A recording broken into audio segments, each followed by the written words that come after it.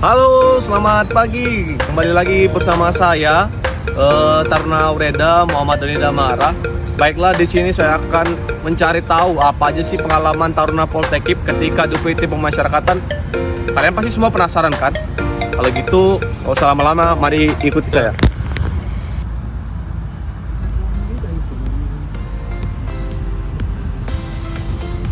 Taruna. Siap. Siap. Dengan siapa nih ya? Saya Taruna Aureda Nuragung Widiatmoko. Saya Taruna Aureda dari Oke, Windy dan Nani. Lagi sibuk nggak nih? Tidak sih, kita cuma lihat-lihat aja. Oke, saya mau tanya-tanya nih terkait dengan pengalaman kalian waktu kalian penelitian. Kalau boleh tahu kalian penelitian di mana ya? Kalau saya penelitian di LPKA kelas 1 Kutoarjo. Kalau Nani, gimana Nani? saya di lapas kelas 2 Bepura. Oh, Abepura. Alasannya kenapa sih kalian ngambil UPT tersebut? Kalau saya kebetulan sih LPKA kelas 1 Kutoarjo ini memang dekat sama rumah. Jadi sekalian saya bisa bertemu sama orang tua juga. Kalau kamu Nani? Kalau saya sama, kebetulan UPT ini dekat dengan keluarga, sehingga saya memilih ke sana biar karena dari jauh saya sering tidak ketemu dengan orang tua, jadi saya memilih UPT yang dekat saya. Wah, seru ya alasannya ya. Kalau boleh tahu nih, kita kan lagi kuliah mata kuliah pengembangan organisasi. Jadi saya mau tanya nih ke teman-teman Windy sama Nani. Jadi pengembangan organisasi apa yang dilakukan di UPT yang pernah kalian datengin? Kalau boleh tahu, boleh dong di-sharing cerita-ceritanya. Boleh Kak. Jadi begini, ketika saya praktek di UPT LPKA kelas 1 Kutoarjo ini, saya itu waktu kunjungan itu tempat kunjungannya, tempat orang tua berkunjung itu ada di satu tempat yang dinamakan aula. Nah, di situ saya itu melihat bahkan mendengar, bahkan ada salah satu orang tua yang bilang ke saya bahwa kalau menempati kunjungan di situ itu katanya banyak suara-suara. Jadi banyak orang yang berkunjung di situ, jadi suaranya jadi satu gitu. Jadi permasalahan itulah yang membuat kepala UPT ini kemudian mau mengajukan usul bahwa kunjungan nantinya bisa dilakukan di mana saja asalkan masih di halaman, masih di lingkungan MPKA sendiri Kak. Oh gitu ya. Kalau rekan Nani sendiri gimana ya? Saya permasalahan yang saya lihat di lapas dan penelitian itu di lapas kelas 2 Bepura itu kurangnya di prasarana. Apa tuh betul perasaan aja? Jadi saya tentukan dengan lapas-lapas yang lain. Kalau di lapas yang lain itu kan orang sarananya tentunya seperti CCTV. CCTV di sana itu orang memakai CCTV dan juga ada layar monitor. Jadi dari pos jaga itu bisa memantau situasi yang ada di dalam lapas. Tapi di lapas kelas 2 Bepura ini sendiri itu CCTV tapi tidak ada layar monitor. Jadi mereka tidak bisa memantau pergerakan narapidana yang ada di lapas. Jadi itu salah satu masalah juga yang saya lihat di lapas. Teman-teman lagi ngapain nih? Ada lagi santai aja. Jam istirahat kan. Jadi lagi sibuk lah nih, mau tanya-tanya nih saya. Boleh kalau Boleh. Oke. Jadi saya mau nanya-nanya nih terkait kegiatan perkuliahan kita terkait dengan pengembangan organisasi. Jadi saya mau tanya ke teman-teman nih, tempat penelitian kalian kemarin di UPT Pemasyarakatan mana sih? Kalau saya kemarin penelitian di lapas kelas 2B Tanjung Pati di Payakumbuh. Kalau rekan Syawal di mana rekan Saya Syawal? kemarin di lapas kelas 2B Langsa, di provinsi Aceh. Aceh ya. Ayo kan Adit. Kalau saya kemarin di rutan kelas 2 Bikul. Wih, rekan Andi dah. Kalau saya tentunya dekat rumah di lapas 2B begitu. Wah, asik ya. Iya. Asik ya penelitian kalian. Waduh, kalau boleh tahu nih terkait dengan perkuliahan kita nih, pengembangan organisasi, hal-hal apa aja sih yang terjadi di UPT yang pernah kalian datengin? Jadi bagian pengembangan organisasinya, kalau boleh tahu rekan Hanida. Oke. Tentunya yang saya lihat di lapas kelas 2B itu dari permasalahan yang begitu kompleks dengan perkembangan yang zaman begitu cepat, tentunya bukan fleksibilitas yang tinggi terhadap organisasi. Perubahan situasi dan kondisi menuntut perubahan yang sangat besar dengan cara kerja pada organisasi tersebut. Dari hal tersebut, pemasyarakatan perlu membutuhkan terobosan yang begitu besar. Salah satunya yang terjadi di lapas 2B Purwodadi. Lapas 2B Purwodadi itu sebelumnya bernama Rutan 2B Purwodadi. Tentunya pada tahun 2020 itu ada keputusan Menteri Hukum dan HAM yang mengubah nomenklatur sebelumnya Rutan 2B Purwodadi menjadi Lapas Kelas 2B Purwodadi. Di situ terjadi perubahan, tentunya pertama struktur organisasi, terus tugas pokok dan fungsi dari organisasi tersebut. Nah, di situ diharapkan dapat menjawab dari permasalahan-permasalahan tersebut.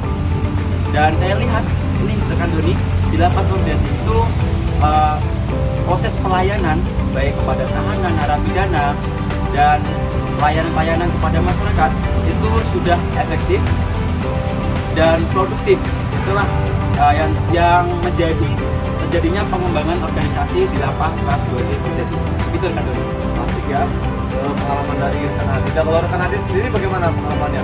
Pengalaman saya kemarin ketika melaksanakan PKL di Rutan Kelas 2B itu dengan adanya pengamanan lebih terhadap Rutan Kelas 2B itu, karena di mana Rutan Kelas 2B itu kan dekat dengan pantai dan laut, di mana dengan adanya itu kita perlu meningkatkan jalur evakuasi untuk keselamatan dari anggota dan arsip-arsip yang ada di Rutan Kelas 2B itu juga. Dengan tujuannya itu memastikan keselamatan anggota-anggota dan arsip-arsip yang sangat berharga di Rutan Kelas 2B tersebut. Dengan mengidentifikasikan hal tersebut dapat mendukung dan mengantisipasi adanya bencana alam. Keren ya rekan Adit. Kalau rekan Syawal sendiri bagaimana nih pengalamannya waktu kemarin? UPT-nya bagaimana nih? Kita bicara tentang dunia digitalisasi yang sekarang seperti yang serba maju, di mana digitalisasi itu bukan hanya bergerak di bidang influencer saja, tapi sudah merambah ke dunia pemerintahan. Nah, yang jadi fokus permasalahan sini yaitu di mana UPT saya ini yang saya melakukan penelitian ini, di mana UPT tersebut kurang maksimalnya peran humas di UPT tersebut. Mengapa demikian? Yang pertama yaitu jika saya lihat yaitu memang ada struktur organisasi kehumasan di UPT tersebut. Nah, yang jadi permasalahan yaitu anggota humas ini merupakan anggota juga sebagai staf di seksi yang lain. Nah, jadi yang pokok penyelesaian masalahnya itu di mana harusnya seorang kepala UPT membuat kebijakan di mana humas itu memang memiliki tugas struktur yang tersendiri, di mana memiliki sehingga mereka itu bisa melaksanakan tugasnya secara padu. Contoh misalnya dia itu bukan seorang staf di satu sesi dan juga bukan seorang P2O. Nah, ini menimbulkan double job. Nah, yang harusnya yaitu mereka yang memiliki kemampuan yaitu sebagai SDM di humas tersebut, mereka itu mendapatkan tugas yang benar-benar fokus ke humas saja, sehingga pelaksanaan kehumasan di UPT tersebut berjalan dengan baik. Nah, fokus yang kedua ini itu yang saya lihat kurangnya sarana dan prasarana yang mendukung seperti kamera ataupun PC untuk mengedit video. Nah, yang saya harapkan yaitu pengembangan organisasi ini lebih ke arah SDM dan juga pemenuhan sarana prasarana untuk menunjang kehumasan di UPT tersebut. Waduh, baru tahu ya ternyata digitalisasi penting juga ya di lapas dan rutan ya. Ya, untuk sekarang sangat penting. Kalau rekan Taufar sendiri bagaimana nih pengalamannya? Kalau pengalaman saya penelitian, seperti yang kita tahu di wilayah Sumatera Barat itu kan sering terjadi gempa bumi. Jadi kemarin saya meneliti tentang bagaimana di lapas yang saya teliti merupakan daerah yang sering terjadi gempa, yang dimana di sana tidak adanya lapangan yang luas untuk adanya titik kumpul atau safe zone yang berguna untuk keselamatan narapidana. Jadi di situ pengembangan organisasi dalam bentuk pengamanan, yang dimana di pengamanan itu bahwa yang saya lihat UPT itu telah membuat titik kumpul, tapi titik kumpul itu tidak maksimal. Ini mana penyelesaian masalahnya UPT tersebut membuat 2 titik kumpul. Yang pertama di dalam lapas, yang dimana walaupun tidak adanya safe zone yang luas, tetapi untuk gempa yang skala mungkin kecil atau gimana mungkin bisa dipakai, dan safe zone 2 yang berada di depan lapas itu berada di luar, tapi dengan beberapa syarat. Penyelesaiannya dengan ketika safe zone titik kumpul yang kedua itu dilaksanakan atau digunakan ketika terjadi gempa bumi, bahwa di depan itu telah dijaga ketat oleh kepolisian, petugas dan TNI. Karena itu saya meneliti tentang bencana alam gempa bumi yang mengikuti jalur evakuasi dan safe zone. Menarik ya pengalaman dari teman-teman. Perkenalkan, saya Taruna Wreda Imam Suprapto. Saya Taruna Wreda Bernata Ricardo Menalu. Saya Taruna Wreda Muhammad Rizky Juliansyah. Dan saya Taruna Wreda Ariska Rizal Prayoga. Saya pernah melaksanakan penelitian di lapas kelas 2 PTKL. Saya pernah melaksanakan penelitian di lapas kelas 2A Labuan Ruku. Saya pernah penelitian di lapas pemuda kelas 2A Tangerang. Dan saya melaksanakan penelitian di rutan kelas 2B Pacitan. Baiklah teman-teman, menarik ya dari pengalaman dari penelitian kalian. Oke, saya mau tanya nih terkait dengan penelitian kita terkait pengembangan organisasi. Jadi pengembangan organisasi apa yang dilakukan di UPT kalian? Ya, mulai dari UPT saya lapas kelas 2 PTKL ya. Permasalahan yang sangat itu pertama itu mengenai penulisan buku pojegati utama, buku pojegati utama. Di mana sistematika penulisannya itu setiap petugas berbeda-beda. Nah, pengembangan organisasi untuk arah kedepannya adalah akan dilaksanakannya peningkatan kualitas SDM dengan output menggunakan nota kesepahaman. Jadi semua petugas melaksanakan piket jaga tersebut dengan menulis buku di pos jaga utama dengan secara detail dan merinci sehingga meminimalisir terjadinya resiko pelarian dan resiko aman lain. Menarik ya. Kalau rekan Bernata sendiri bagaimana ya pengembangan organisasi yang dilakukan di UPT-nya? Untuk saya sendiri yang pernah melakukan penelitian di lapas kelas 2 Labuan Ruku, yaitu di segi pengamanannya, yaitu di setiap sudut sudah dibuat CCTV. Jadi untuk jika ada begitu yang mau melakukan pelarian sudah bisa dipantau, jadi pastikan akan lebih aman daripada sebelumnya hanya beberapa sudut yang dipasang CCTV seperti itu. Oh begitu. Kalau untuk rekan Rizky bagaimana? Kalau saya waktu penelitian itu ada kejadian barang-barang dari layanan kunjungan itu ternyata beda-beda kemampuan, ada yang pakai plastik baru boleh masuk, ada yang enggak. Nah di situ dari KKPLB-nya merencanakan untuk melakukan kebijakannya, untuk melakukan kebijakan bahwa ketetapan yang seharusnya boleh masuk dalam lapas itu barang yang seperti apa, dan sampai sekarang masih terencana. Baik, berarti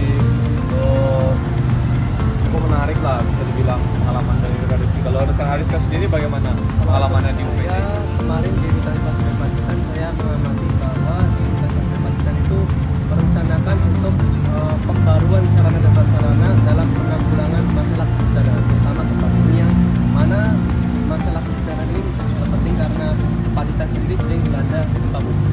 Nah, sedangkan yang terjadi di rutan kelas 2 Pacitan ini adalah sarana dan prasarananya ini masih perlu diperbarui karena masih tertinggal oleh zaman.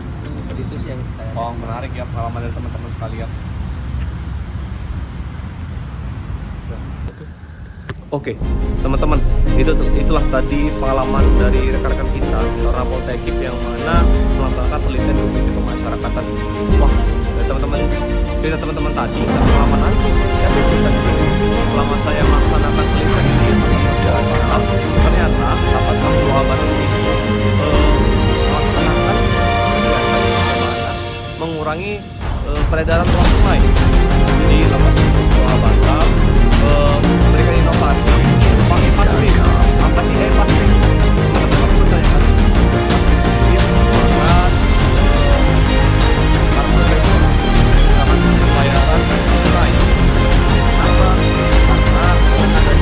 ini lapas kelas 2A Batam bertujuan untuk mewujudkan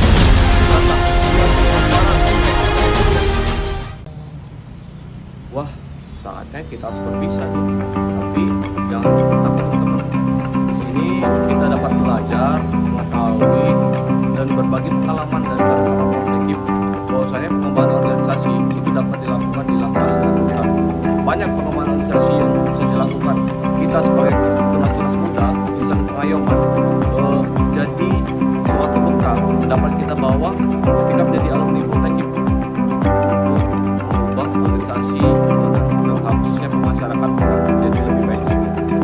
dari saya Don